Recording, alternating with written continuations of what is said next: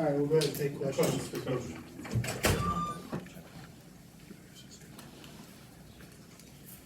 Like Scott was just talking about the running back, and when you get into a game, when you got four guys, how do you, is it a game by game thing? You know, who has the hot hand, and then I guess go off of that, how did you see that competition kind of play out?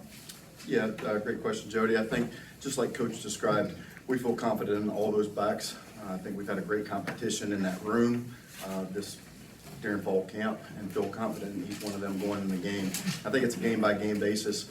You know, you get a feel as you get into the game, which guy's really feeling it, seeing it well, really has the hot hand and confidence for each game, and so you really just play off of that for each of those guys in each game.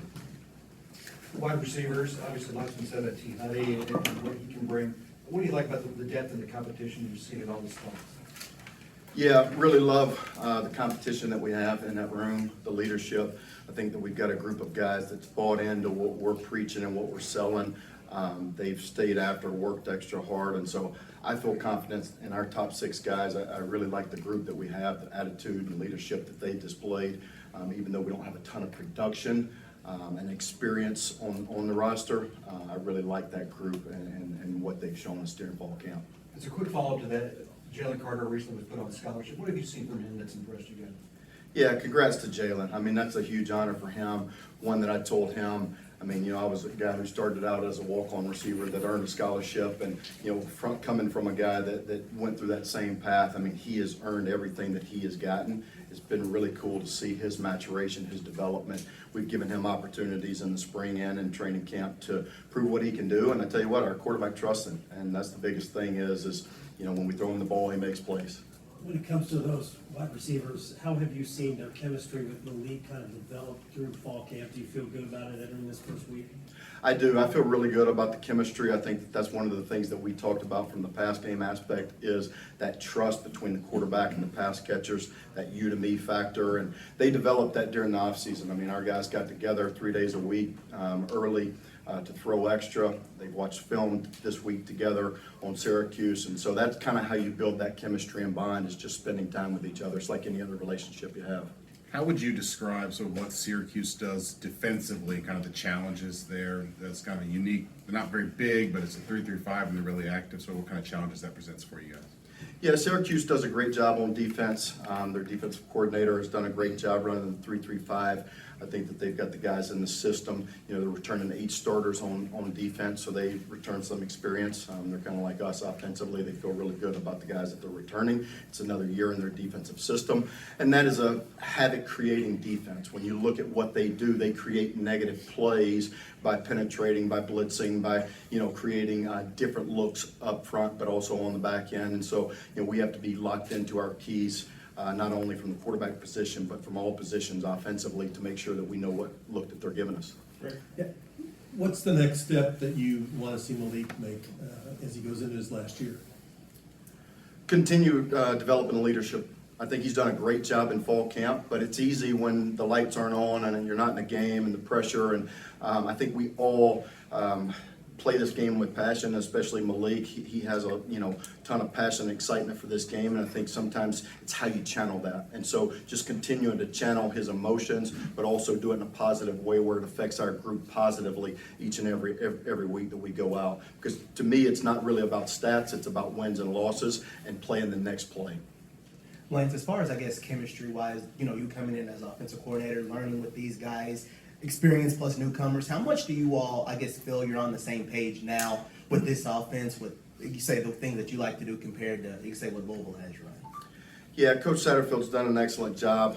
I feel great with not only his and I bond and chemistry, but also the chemistry amongst our coaching staff. We've done a great job as a whole, really putting this game plan together, being on the same page, making sure that it's not my way, it's not their way, but how do we get the best way to put our players in a great position to make plays on Saturday. And that's what it's about, putting our playmakers in the best possible positions.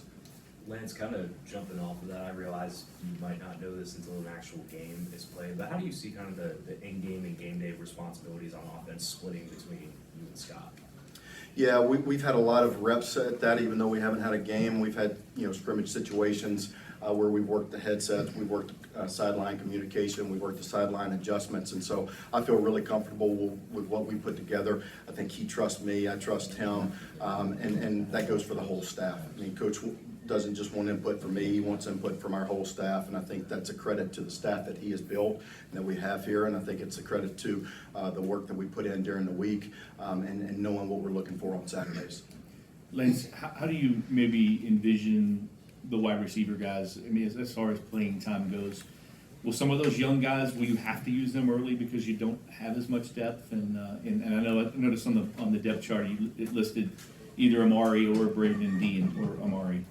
Yeah, there's a bunch of oars on the depth chart, and I think that that's a testament to the top 6 guys. I think we feel comfortable. It's kind of like we talked about with the running back room. We feel comfortable with all of those 6 guys, those top 6 guys in any of those positions. So it really is going to be a game-by-game situation. We'll chart reps on the sideline and make sure that one guy isn't getting too much, make sure that he's not winded. We've got eyes in the box, making sure that, they keep me on track with substitutions and what we need to do there. But I feel comfortable and confident with all those guys, and I think we'll bring the freshmen along as we can. And, I think both of them have ability with Chance and Chris. Both of them have ability. It really depends on, how quickly we can trust them with knowing what to do and where to line up.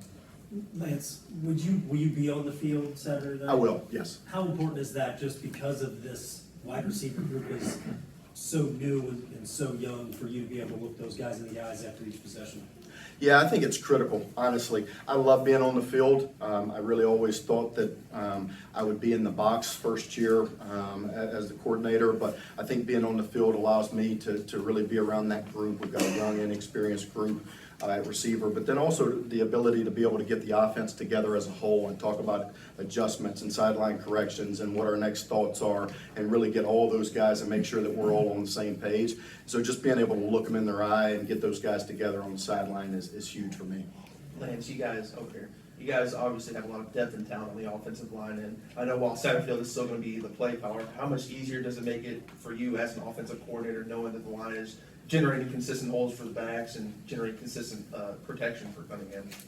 Yeah, I think our offensive line has done a great job during fall camp. We've got a ton of depth. We've got experience up front, and that allows us to do so much more from a run game aspect, from a pass game aspect. But it gives you confidence as a coach to know that you're going in with a group that's been through the fire. It's kind of going back to the wide receivers. On the pre-fall camp, I tried to have Amari kind of in there. Now it's Amari and Braden. Is there something that Braden did or Amari didn't do to kind of make that competition a little tougher?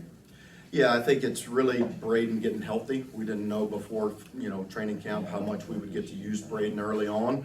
He came back from a significant injury. I tell you, you want to talk about a kid who embodies what Coach Satterfield has stressed to our team with effort, attitude, and toughness. I mean, Braden has done an excellent job coming back from a significant injury, really working himself back into playing shape, overcoming a ton of adversity on and off the field, with the injury and all the doubt that creates. And so I think it's as much what Braden has done, not necessarily what somebody else hasn't done. Amari has done a great job, and he's made some really big plays for us this camp. So I'm excited about both those guys. Good coach, thanks. Thank you, guys. Excellent. Thanks, Lance.